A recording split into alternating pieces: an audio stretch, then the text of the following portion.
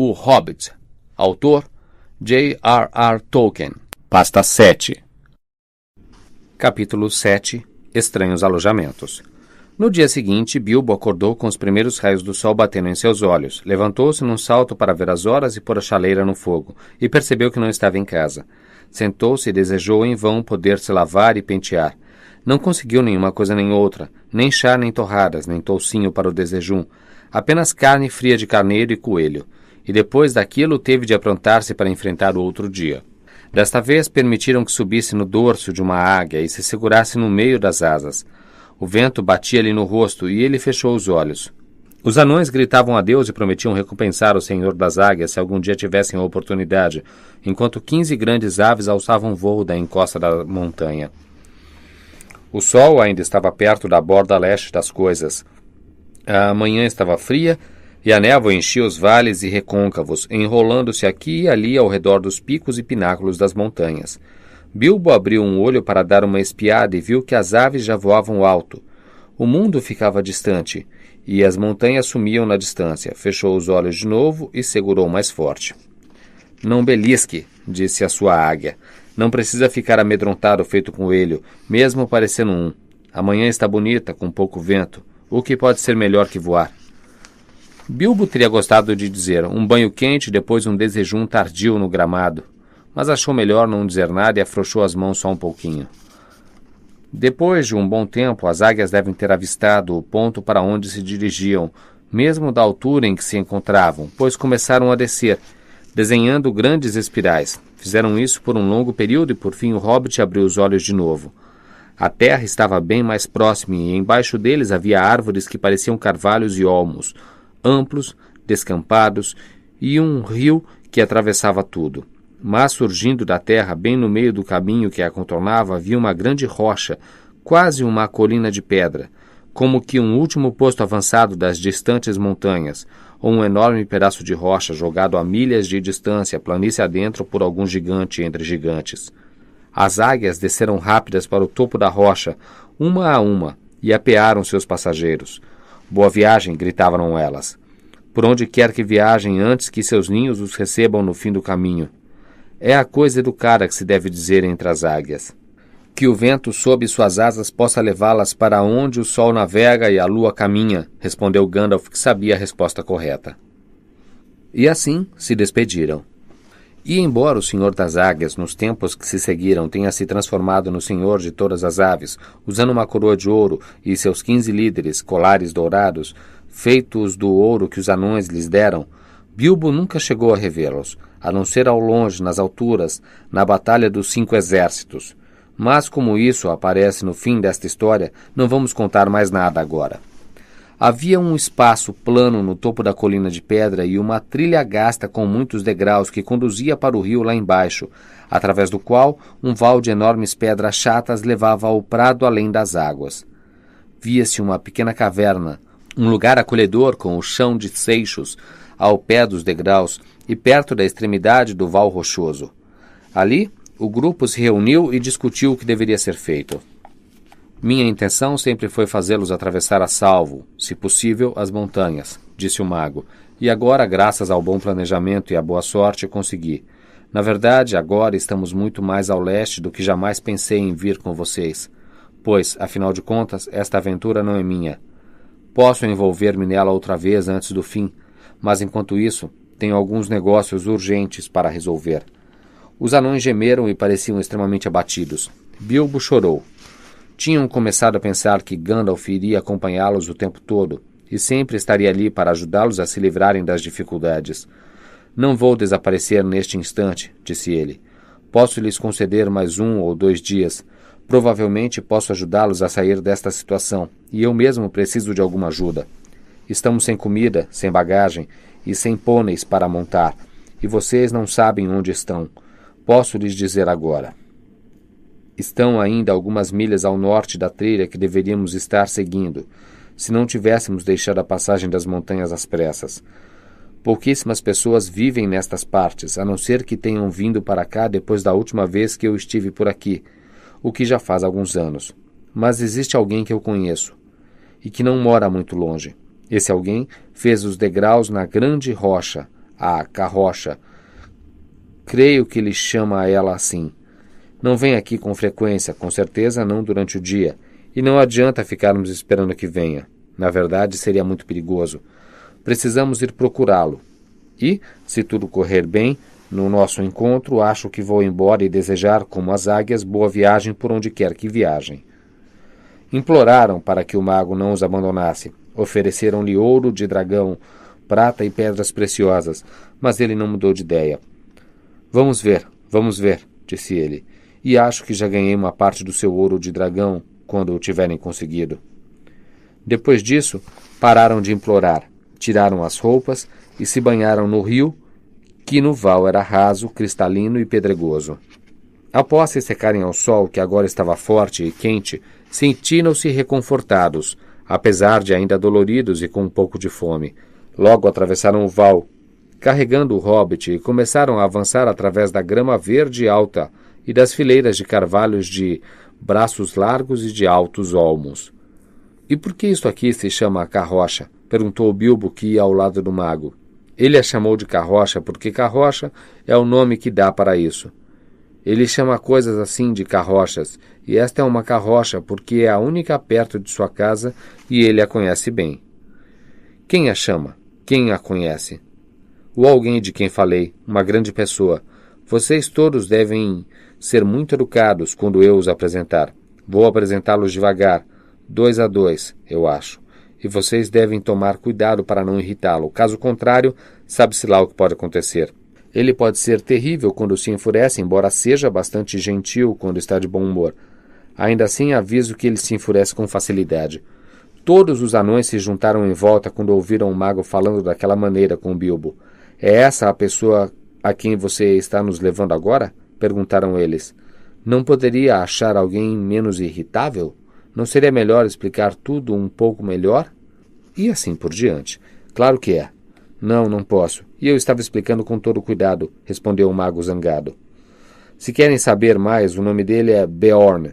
É muito forte e é um troca-peles. O quê? Um peleiro, um homem que chama coelhos de estolas, quando não transforma suas peles em casaco de esquilo? Perguntou Bilbo. Ai, céus, não, disse Gandalf.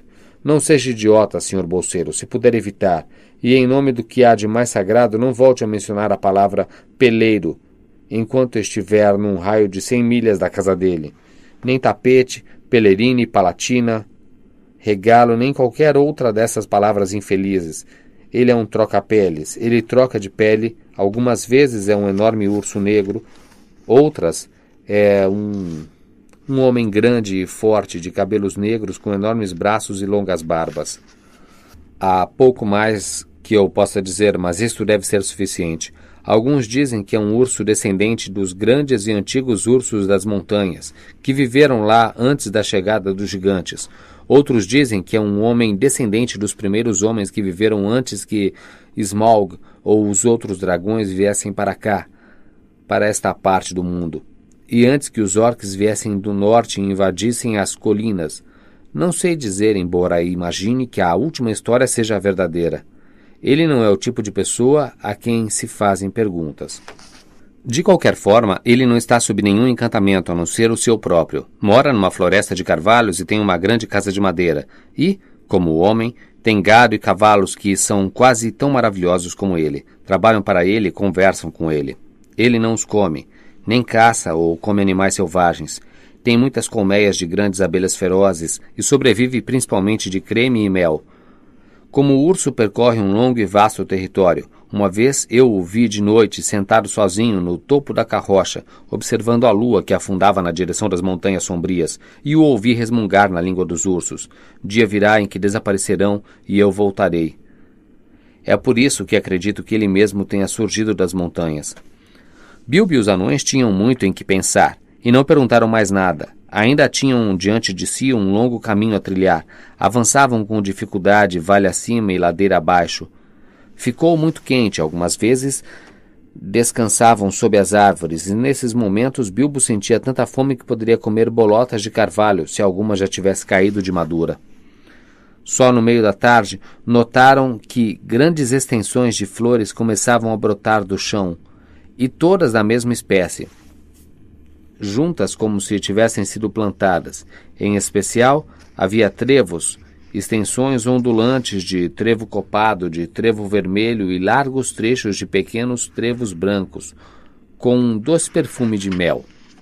Ouvia-se um zumbido, um murmúrio, um sussurro no ar. Abelhas trabalhavam por todos os lados, e que abelhas! Bilbo nunca vira nada como elas. Se uma me picasse, pensou ele, eu incharia o dobro do meu tamanho. Eram maiores que marimbondos. Os zangões eram maiores que um polegar, bem maiores, e as faixas amarelas nos seus corpos, de um negro profundo, brilhavam como ouro flamejante. Estamos chegando perto, disse Gandalf. Estamos na borda das pastagens de suas ovelhas. Depois de um tempo, chegaram a um cinturão de carvalho.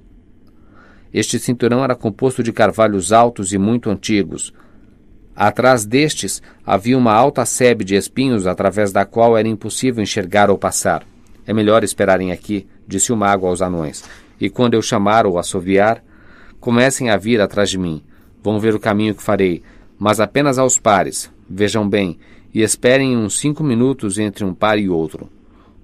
Bombur é o mais gordo e valerá por 2. É melhor que venha por último e sozinho. Vamos, senhor bolseiro. Há um portão em algum lugar. E dizendo isto, foi indo ao longo da sebe, levando consigo o amedrontado bolseiro.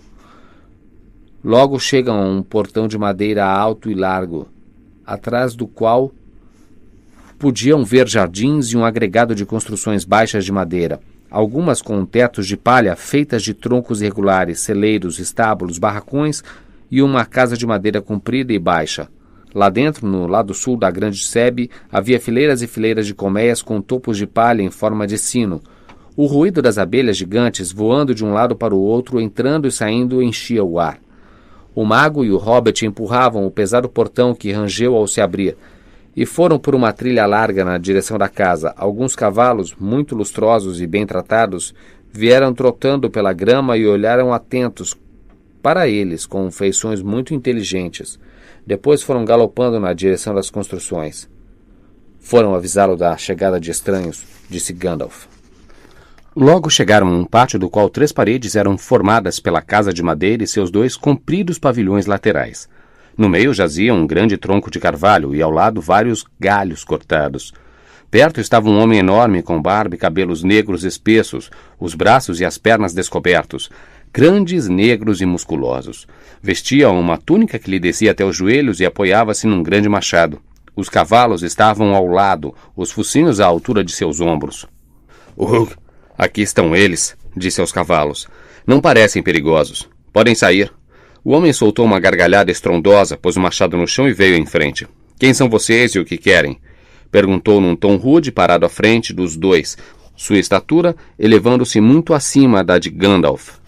Quanto a Bilbo, poderia com facilidade passar por baixo das pernas dele, sem abaixar a cabeça para desviar da franja de sua túnica marrom. Sou Gandalf, disse o mago. Nunca ouvi falar dele, resmungou o homem. E o que é esse sujeitinho? Perguntou ele, abaixando-se e franzindo as sobrancelhas negras e hirsutas diante do hobbit. Este é o senhor Bolseiro, um hobbit de boa família e reputação inatacável, respondeu Gandalf. Bilbo fez uma reverência. Não tinha chapéu para tirar e estava dolorosamente consciente dos botões que lhe faltavam. Sou um mago, continuou Gandalf.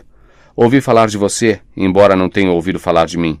Mas quem sabe ouviu falar em meu primo, Radagast, que mora perto da fronteira sul da Floresta das Trevas. Sim, não é um mau sujeito.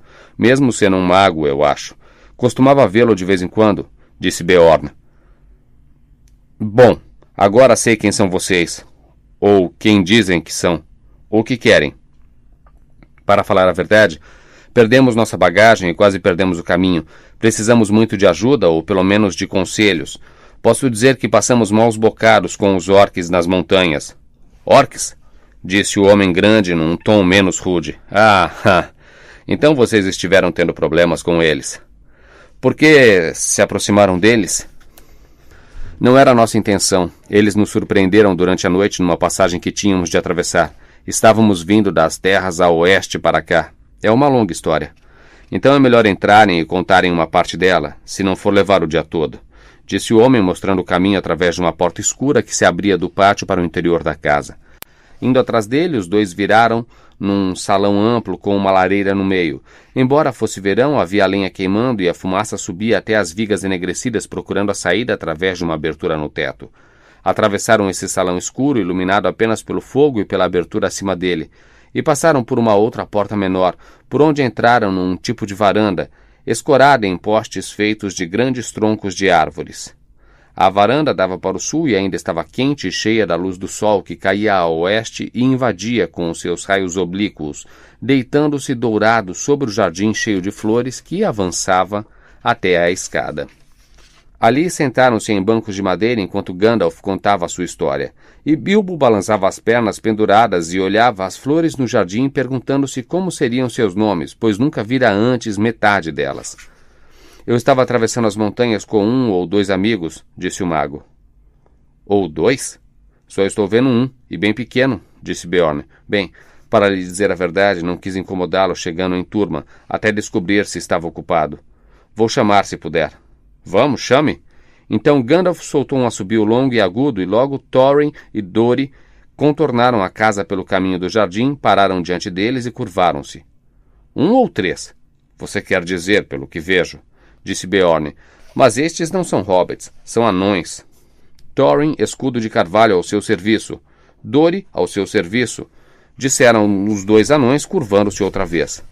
Não preciso do serviço de vocês, obrigado, disse Beorn, mas desconfio de que precisam do meu.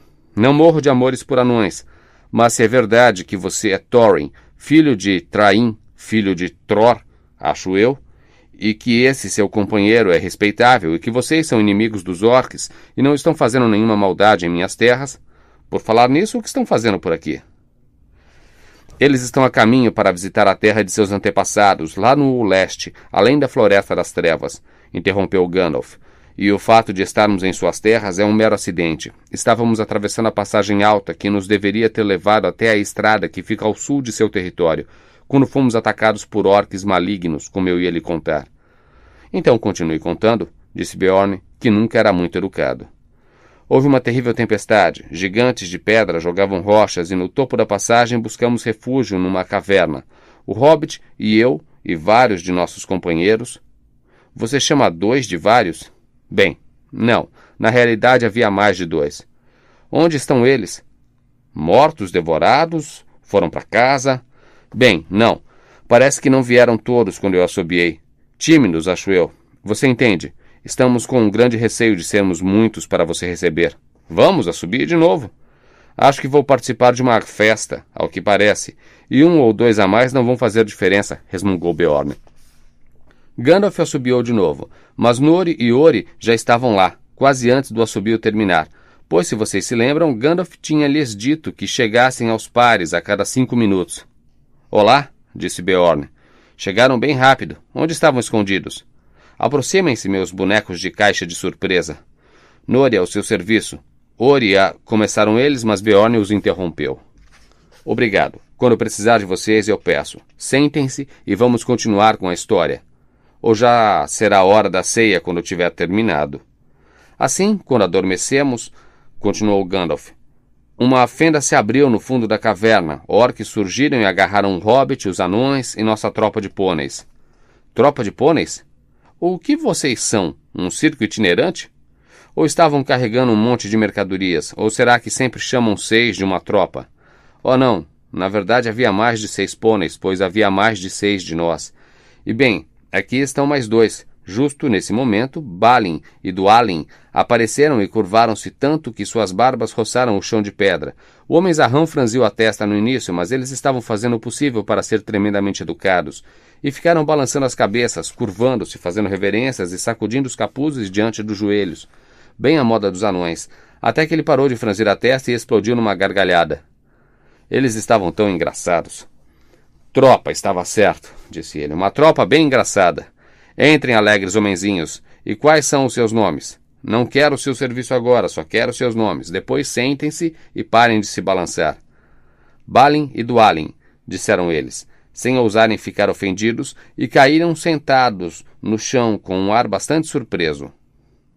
Agora continue outra vez, disse Beorn para o mago. Onde eu estava? Ah, sim, eu não fui agarrado. Matei 1 ou 2 orques com um clarão.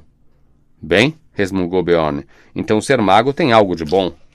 E escorreguei para dentro da fenda antes que ela se fechasse. Fui descendo e cheguei ao salão principal, que estava abarrotado de orques. O grão-orque estava lá com 30 ou 40 guardas armados. Pensei comigo, ainda se não estivessem todos acorrentados, que poderia 1 dúzia contra tantos. 1 dúzia? É a primeira vez que ouço um grupo de 8 ser chamado de 1 dúzia. Ou será que você ainda tem mais bonecos que não saíram das caixas de surpresa? Bem, sim. Agora parece haver mais 2 deles aqui. Fili e Kili, eu acho, disse Gandalf no momento em que os 2 apareceram e postaram-se diante dele sorrindo e fazendo reverências. Já basta, disse Beorn. Sentem-se e fiquem quietos. Agora continue, Gandalf.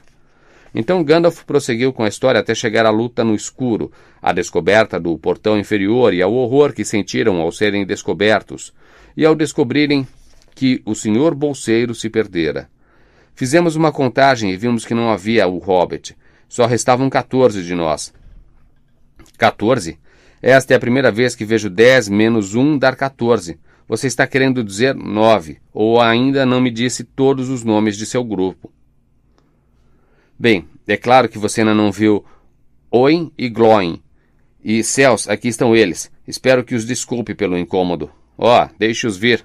Apressem-se. Aproximem-se, vocês 2, e sentem-se. Mas olha aqui, Gandalf. Mesmo agora temos apenas você, 10 anões e o Hobbit, que se perdeu. Isso dá só 11, mais um perdido. E não 14, a não ser que os magos contem de um modo diferente do das outras pessoas. Mas agora continue com a história. Beorn tentava não deixar transparecer, mas começara a ficar muito interessado. Vocês entendem, nos dias antigos ele conhecera justamente aquela parte das montanhas que Gandalf estava descrevendo. Balançou a cabeça, resmungou ao ouvir sobre o reaparecimento do Hobbit, a descida durante a avalanche e o círculo de lobos na floresta. Quando Gandalf chegou ao momento em que subiram nas árvores com os lobos todos lá embaixo, Beorn levantou-se, pôs-se a andar de um lado para o outro e murmurou. Gostaria de ter estado lá. Teria oferecido mais do que fogos de artifício.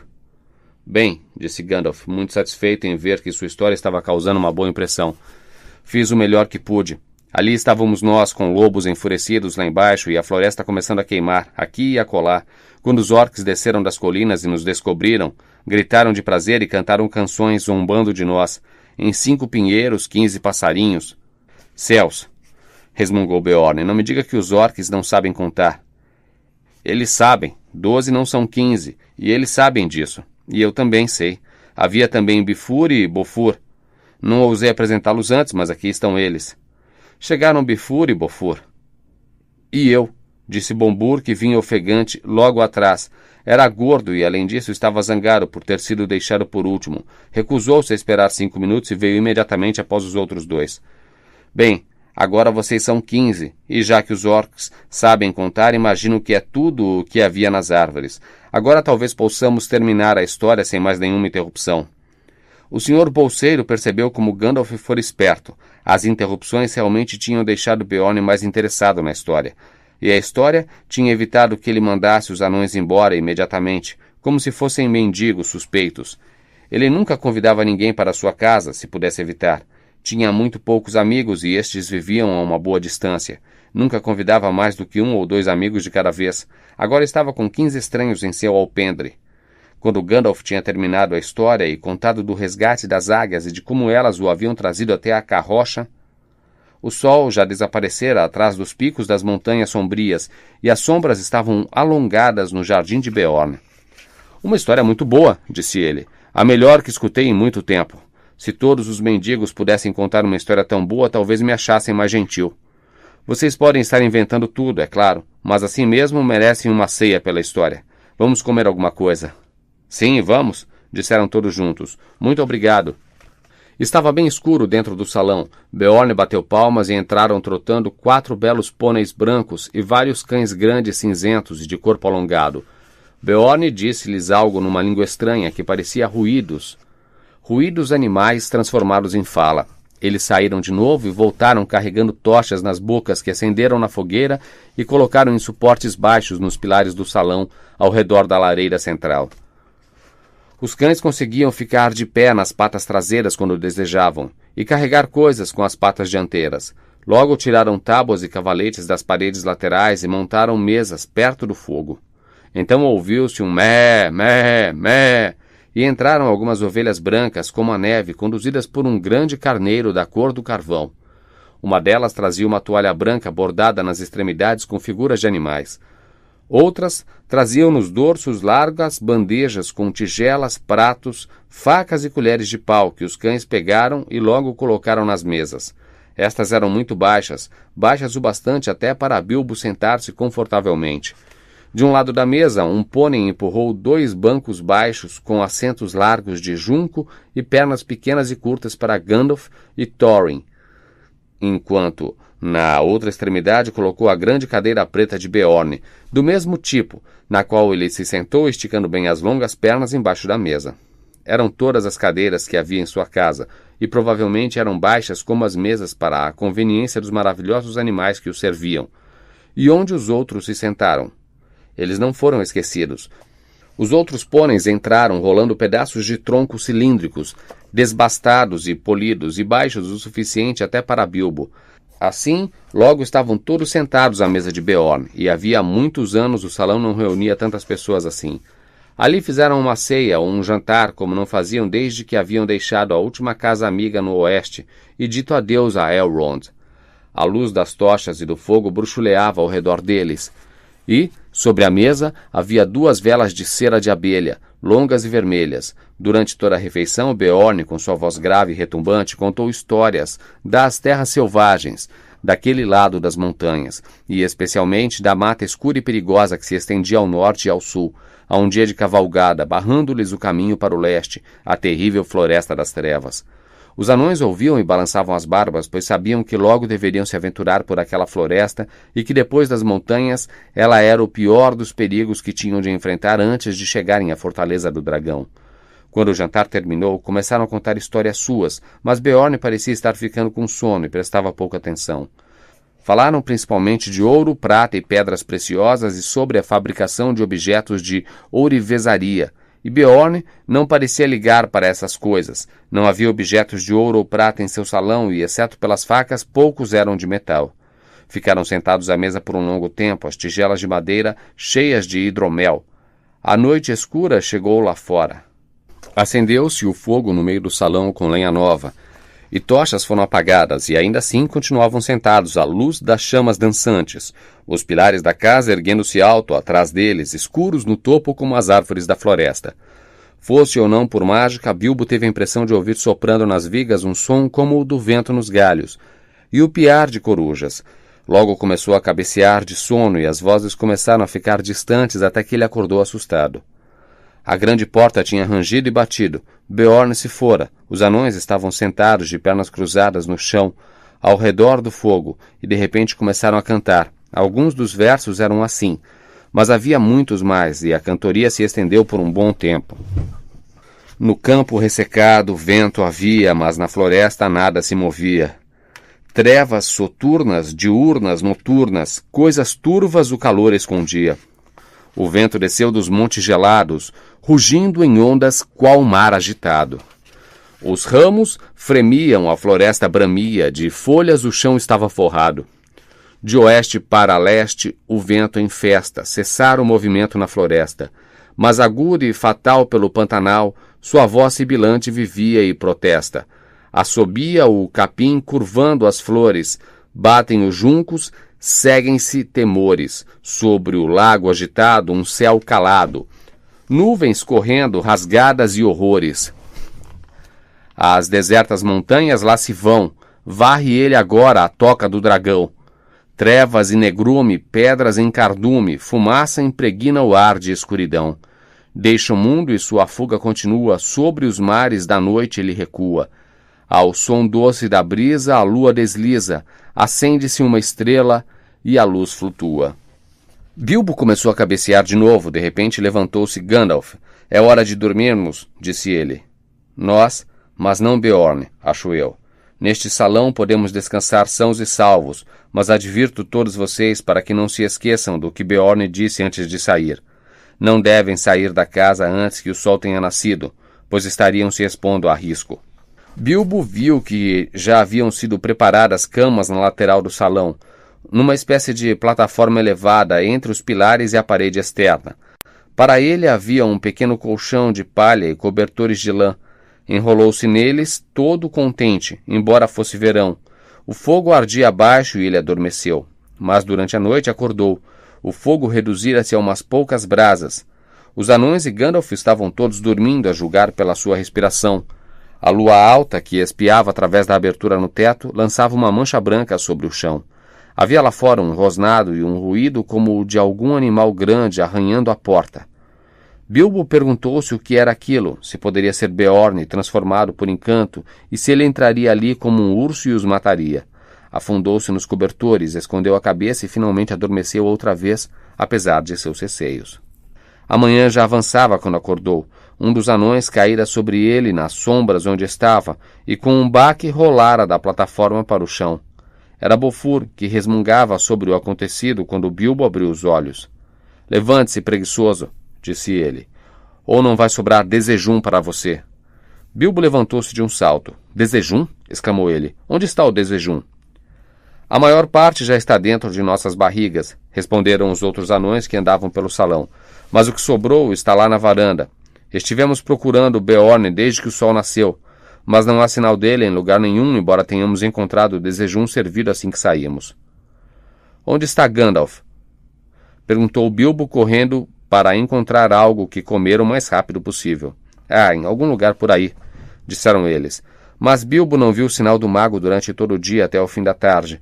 Um pouco antes do pôr do sol, ele entrou no salão onde o Hobbit e os anões estavam ceando, servidos pelos maravilhosos animais de Beorn, como acontecera durante todo o dia. De Beorn não haviam ouvido ou visto nada desde a noite anterior, e estavam ficando perplexos.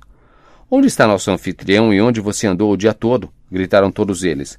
Uma pergunta de cada vez e nenhuma até depois da ceia. «Não comi nada desde o desejum». Por fim, Gandalf empurrou seu prato e caneca, comera 2 pães inteiros com montes de manteiga, mel e creme azedo, e bebera pelo menos 2 quartilhos de hidromel. E pegou o cachimbo. «Vou responder a segunda pergunta primeiro», disse ele. «Mas vejam só. Este é um lugar esplêndido para anéis de fumaça. Na verdade, por um longo tempo não conseguiram arrancar mais nada dele. Estava ocupado soltando anéis de fumaça que se esgueiravam pelos pilares do salão, transformando-os nas mais variadas formas e cores, e mandando-os, por fim, um atrás do outro pela abertura no teto. Vistos do lado de fora, deviam parecer muito esquisitos, aparecendo no ar um após o outro, verdes, azuis, vermelhos, prateados, amarelos, brancos grandes, pequenos, esgueirando-se no meio dos grandes, juntando-se em formatos de 8, sumindo como um bando de pássaros na distância. «Estive procurando pegadas de ursos», disse ele, finalmente. «Deve ter havido uma verdadeira reunião de ursos aqui fora ontem à noite. Logo vi que Beorn não poderia ter feito todas aquelas pegadas. Havia muitas e eram também de vários tamanhos. Diria que havia ursos pequenos, ursos grandes, ursos comuns e ursos gigantescos, todos dançando lá fora desde o cair da noite, até o nascer do dia. Vieram praticamente de todas as direções, exceto do oeste, do outro lado do rio, das montanhas. Naquela direção havia apenas um conjunto de pegadas. Nenhuma vindo, apenas pegadas indo embora. Eu a segui até a carrocha. Ali desapareceram no rio, mas a água era muito funda e forte, além da tocha. Ali desapareceram no rio, mas a água era muito funda e forte, além da rocha, para que eu pudesse atravessar. É muito fácil, como vocês lembram, chegar dessa margem até a carrocha através do val, mas do outro lado há um penhasco que se ergue de um canal de águas em Torvelinho. Tive de andar milhas até encontrar um lugar onde o rio fosse largo e raso o suficiente para que eu pudesse caminhar e nadar, e depois mais milhas de volta para encontrar as pegadas de novo. Já era tarde para segui-las muito longe. Iam direto para os bosques de pinheiros, do lado leste das montanhas, onde tivemos nossa agradável festinha com os wargs na noite de anteontem. E agora acho que também respondi sua primeira pergunta. terminou Gandalf, e permaneceu sentado em silêncio por um longo tempo. Bilbo achava que sabia o que o mago queria dizer. "O que vamos fazer?" exclamou ele. "Se ele conduzir todos os wargs e orcs até aqui, seremos todos pegos e devorados. Pensei que você tinha dito que ele não era amigo dessas criaturas." "E disse mesmo. E não seja tolo. É melhor ir para a cama. Sua inteligência está com sono." O hobbit sentiu-se aniquilado e, como parecia não haver mais nada a fazer, ele realmente foi para a cama. E, enquanto todos os anões ainda estavam cantando, adormeceu, ainda quebrando a cabecinha com Beorn, até que sonhou com centenas de ursos negros dançando danças lentas e pesadas, rodando no pátio à luz do luar. Acordou quando estavam todos dormindo e novamente ouviu arranharem e rosnarem à porta. Na manhã seguinte, todos foram acordados pelo próprio Beorn. "Então ainda estão aqui", disse ele. Levantou o hobbit e riu. "Ainda não foi devorado por wargs, orcs e os ursos malvados, pelo que eu estou vendo." Cutucou o colete do Sr. Bolseiro sem o menor respeito. "O coelhinho está ficando bonito e gordinho de novo, à custa de pão e mel", disse ele rindo à socapa. "Venha e coma mais um pouco." Assim foram todos fazer o desejum com ele. Beorn estava muito alegre, para variar. Na verdade, parecia estar num humor esplêndido, e pôs todos a rir com suas histórias engraçadas. Nem tiveram de pensar muito para saber onde estivera ou por que estava sendo tão agradável com eles. Pois, ele mesmo disse, atravessar o rio e for até as montanhas. Pelo que vocês podem adivinhar, ele podia viajar depressa na forma de urso, pelo menos. Pela clareira queimada dos lobos, logo descobriu que parte da história deles era verdadeira, mas descobrira mais do que isso. Pegou um warg e um orc vagando na floresta. Destes conseguira notícias. As patrulhas dos orcs, junto com os wargs, ainda estavam caçando os anões e estavam terrivelmente zangados por causa da morte do grão-orc e também por causa da queimadura no focinho do lobo-chefe e da morte de muitos de seus principais servidores, causada pelo fogo do mago. Contaram-lhe essas coisas quando forçados por Beorn, mas ele desconfiava que mais maldade estava a caminho e que nas terras cobertas pelas sombras das montanhas poderia em breve acontecer um grande ataque de todo o exército orc com seus aliados lobos à procura dos anões, ou para vingarem-se dos homens e criaturas que lá viviam, que eles julgavam estarem lhes dando proteção. "Foi uma história muito boa aquela que vocês contaram", disse Beorn, "mas gosto mais dela agora que sei que é verdadeira. Devem perdoar-me por não ter aceitado a palavra de vocês. Se morassem perto das bordas das florestas das trevas, não acreditariam nas palavras de ninguém, a não ser que o conhecessem como a seu próprio irmão. Ou melhor. Sendo as coisas como são, só posso dizer que corri para casa tão rapidamente quanto pude para ver se estavam a salvo e para oferecer-lhes qualquer ajuda que estiver ao meu alcance. Pensarei nos anões com mais respeito depois disto. Mataram o grão-orc, mataram o grão-orc, disse ele rindo consigo mesmo. "O que você fez com o orc e o warg?" perguntou o Bilbo de repente. "Venham ver", disse Beorn, e todos o seguiram dando a volta na casa. Havia uma cabeça de orc espetada no lado de fora do portão, e uma pele de lobo estava pregada em uma árvore logo atrás. Beorn era um inimigo feroz, mas agora era amigo deles. E Gandalf julgou sensato contar-lhe toda a história e o motivo da viagem, para que pudessem conseguir toda a ajuda que Beorn pudesse oferecer. Eis o que prometeu fazer por eles. Arranjaria pôneis para cada um e um cavalo para Gandalf, para a viagem pela floresta, e iria providenciar um carregamento de comida que duraria semanas, se consumido com parcimônia, embalado de modo fácil de carregar. Castanhas, farinha, potes lacrados de frutas secas e vasilhas de barro vermelho, cheias de mel, biscoitos que se conservariam por longo tempo e que, mesmo em pequena quantidade, levariam os viajantes bem longe. O modo de preparar esses biscoitos era um dos segredos de Beorn, mas havia mel neles, como na maioria das comidas que fazia, e eram saborosos, embora provocassem sede. Água, disse ele. Não precisariam carregar daquele lado da floresta, pois havia rios e fontes ao longo da estrada. Mas seu caminho através da floresta das trevas é escuro, difícil e perigoso, disse ele. Não é fácil achar água lá, nem comida. Assim, ainda não é tempo de castanhas, embora possa já ter passado quando chegarem ao outro lado. E castanhas são a única coisa comestível que cresce por lá. Ali os seres selvagens são escuros, estranhos e brutos.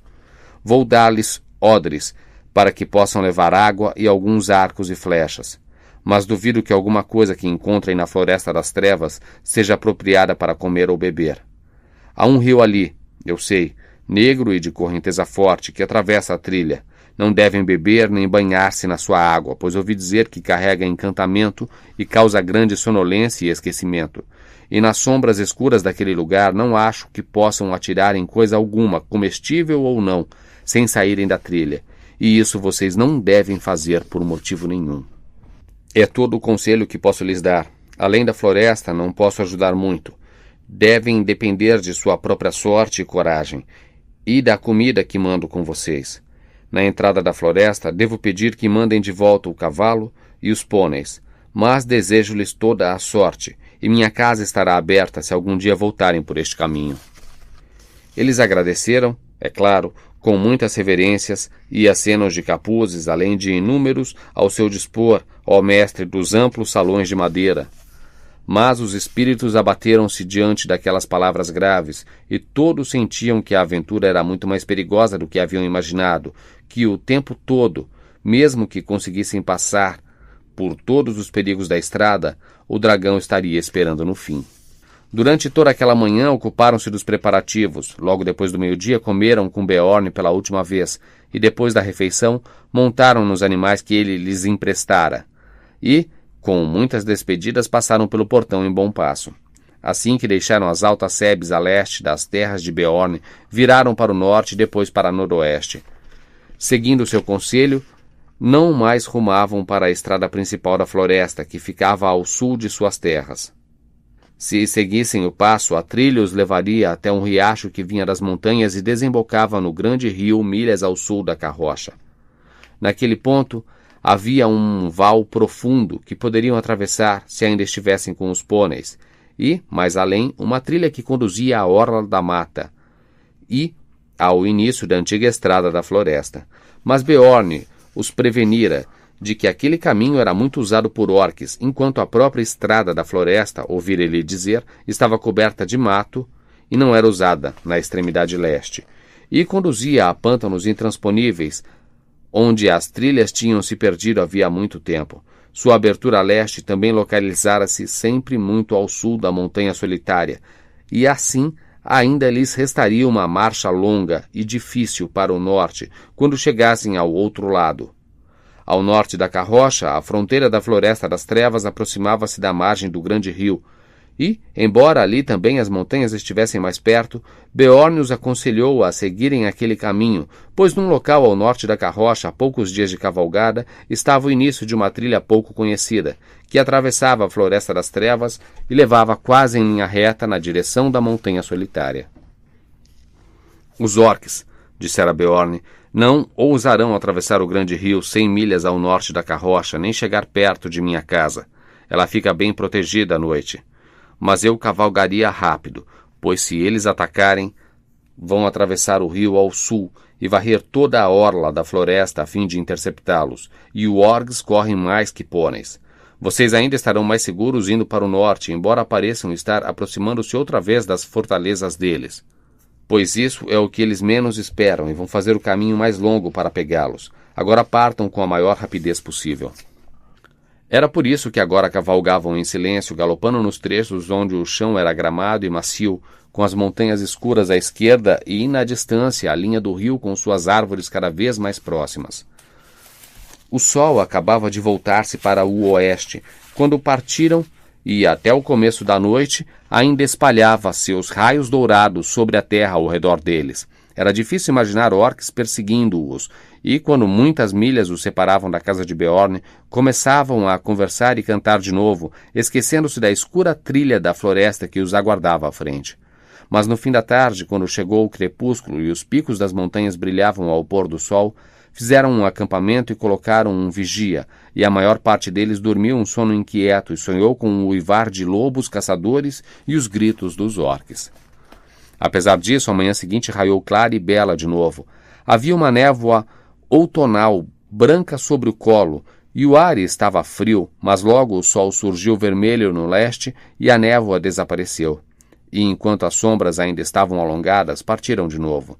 Assim Cavalgaram por mais 2 dias, e durante todo esse tempo não viram nada, a não ser grama, flores, pássaros, árvores espalhadas e, ocasionalmente, pequenos bandos de cervos vermelhos, pastando ou deitados à sombra ao meio-dia.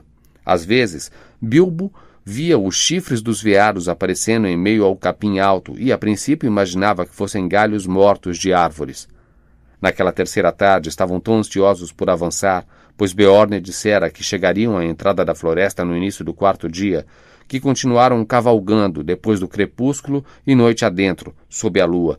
À medida que a luz desaparecia, Bilbo teve a impressão de ver, na distância, à direita ou à esquerda, a forma sombria de um grande urso, avançando sorrateiro na mesma direção.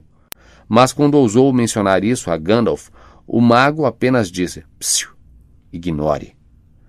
No dia seguinte partiram antes da aurora, embora a noite tivesse sido curta. Tão logo a luz apareceu, puderam ver a floresta vindo, por assim dizer, ao encontro deles, ou aguardando-os, como uma muralha negra e sisuda.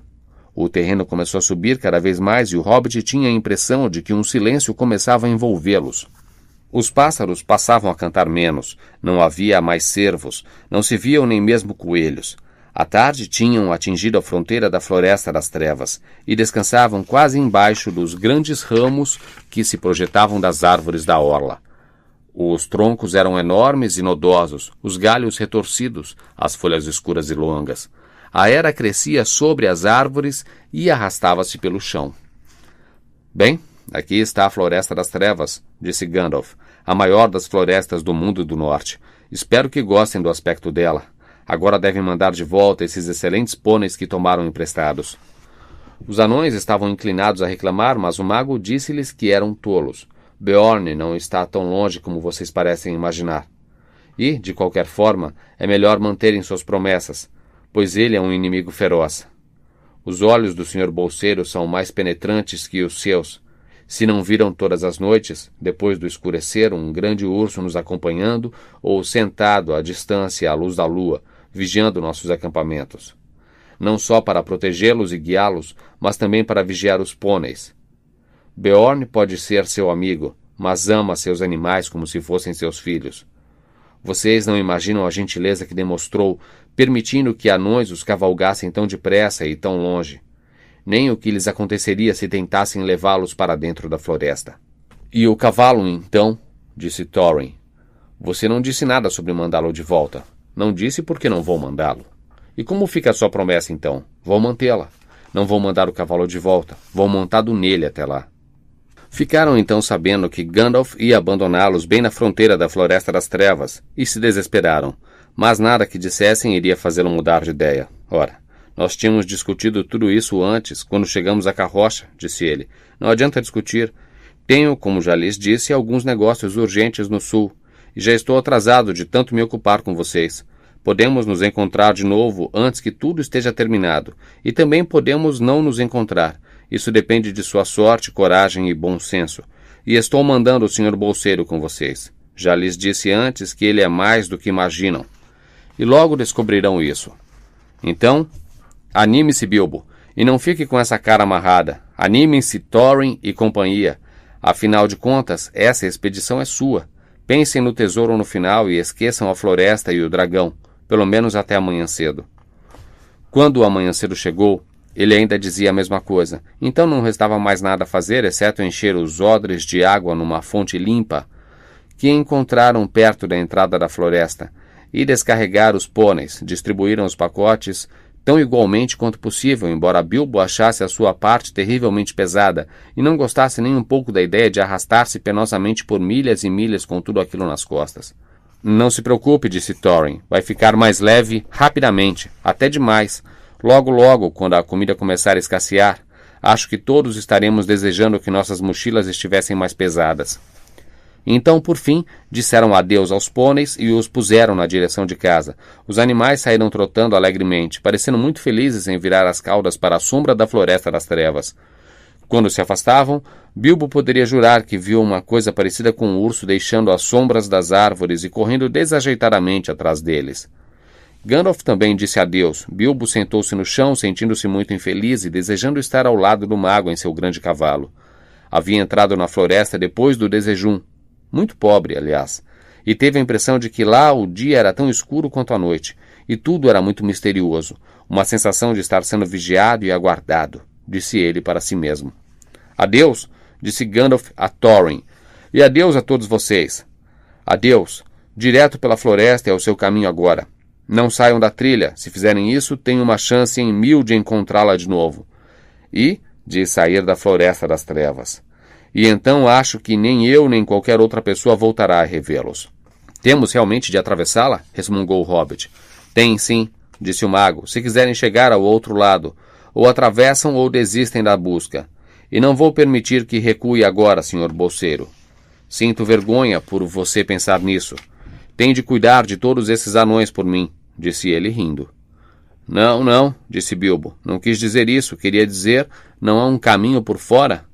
Ah, se você se dispuser a desviar-se do caminho umas 200 milhas ao norte e 2 vezes isso ao sul. Mas mesmo assim não acharia uma trilha segura. Não há trilhas seguras nesta parte do mundo. Lembrem-se de que passaram do limiar do ermo e agora estão expostos a toda a sorte de divertimento onde quer que possam ir. Antes que contornassem a Floresta das Trevas no norte, estariam entre as encostas das Montanhas Cinzentas, que estão simplesmente infestadas de orques da pior espécie. Antes que pudessem contorná-la ao sul, estariam nas terras do Necromante, e nem você, Bilbo, vai precisar que lhe conte histórias daquele feiticeiro negro. Não os aconselho a se aproximarem de nenhum lugar que seja vigiado por sua torre escura. Fiquem na trilha da floresta, mantenham o ânimo, esperem pelo melhor.